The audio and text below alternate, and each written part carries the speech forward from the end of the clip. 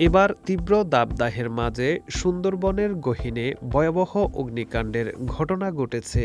৪ মে শনিবার দুপুরে স্থানীয় জেলেরা সুন্দরবন পূর্ব বন বিভাগের চাঁদপাই রেঞ্জের আমুরবুনিয়া টহলপাড়ি সংলগ্ন বনাঞ্চলে আগুন দেখতে পায়। খবর পেয়ে বন বিভাগ ও স্থানীয়রা মিলে আগুন নিয়ন্ত্রণে কাজ শুরু করে। এদিকে সুন্দরবনের চাঁদপাই রেঞ্জের সহকারী বনরক্ষক এসিএফ রানাদেব আগুন লাগার বিষয়টি নিশ্চিত করে জানান, তাদের ৪টি টহল ফাঁড়ির বনকর্মীরা স্থানীয়দের সাথে নিয়ে আগুন নিয়ন্ত্রণে কাজ শুরু করেন। তবে কী কারণে আগুন লেগেছে বা কী পরিমাণ জায়গা আগুনে পুড়েছে সে বিষয়ে বিস্তারিত জানাতে পারেনি কোনো বন কর্মকর্তা। ইতিমধ্যে সুন্দরবনের চাঁদপাই রেঞ্জের আমুরবুনিয়া সিলা এলাকায় লাগা আগুন নেভাতে কাজ শুরু করা হয়েছে।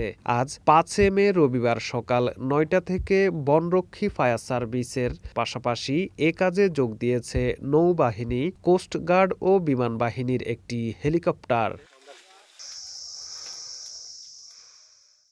শুরুতেই নৌবাহিনীর মোংলা ঘাটির লেফটেন্যান্ট কমান্ডার আরফাতুল আরেফিনের নেতৃত্বে ১০ সদস্যের একটি ফায়ার ফাইটিং টিম আগুন নেভানোর কাজ শুরু করেন। এরপর ফায়ার সার্ভিসের সদস্যরা পাশের ভোলা নদী থেকে পানি ওঠানোর জন্য পাইপ সংযোগ দেন। তবে নদীতে জোয়ার না থাকায় পানি সরবরাহে বিলম্ব হচ্ছে।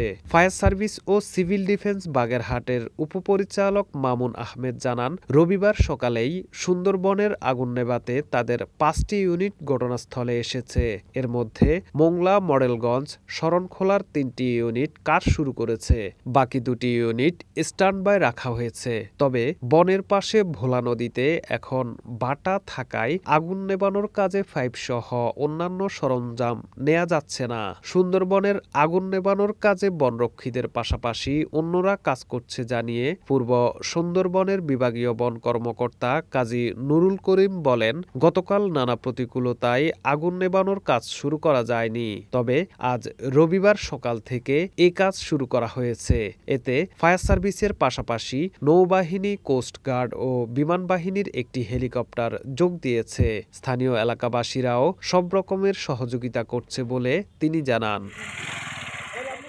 আগুন ব্যাপক এলাকা ছড়িয়ে যাওয়ার আগেই পুরোপুরি নিয়ন্ত্রণে আনা হবে বলেও জানান বন বিভাগের এই কর্মকর্তা।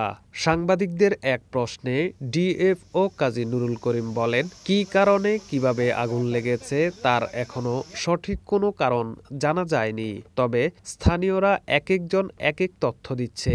ইউনিয়ন পরিষদের সদস্য, গ্রাম পুলিশ সহ আসার পরে স্থানীয় যারা ছিল তাদেরকে তাদের সহযোগিতা এবং তারা অলরেডি বনের ভিতরে আগুন নিভানোর কাজেও ব্যস্ত ছিল। মহিলা, পুরুষ এবং এই যে সুন্দরবনের ফরেস্ট অফিসের জিপিআর টিমের সদস্য, তারা ওই যে কলসি, বালতি এগুলো সহকারে তারা যতটুকু সম্ভব ততটুকু অগ্নিকাণ্ডের নিভানোর কাজ সন্ধ্যার আগ পর্যন্ত চলতেছিল।